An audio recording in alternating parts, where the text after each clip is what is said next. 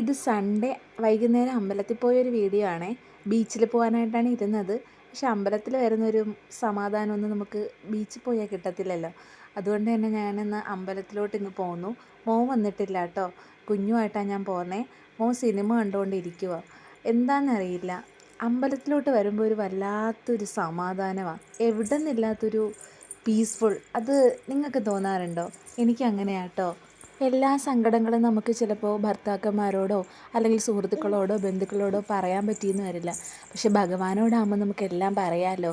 ഭഗവാൻ വിചാരിക്കുന്നുണ്ടാവും ഇവൾ വരുന്നത് എന്നും കരഞ്ഞെന്നെ കാണിക്കാനാണ്.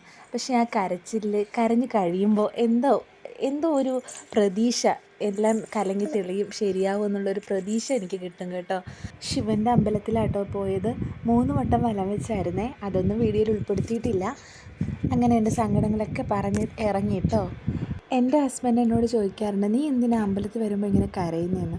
എന്താണെന്ന് എനിക്കും അറിയില്ല കേട്ടോ. എന്നെപ്പോലെ നിങ്ങൾ ആരെങ്കിലും ഉണ്ടോ?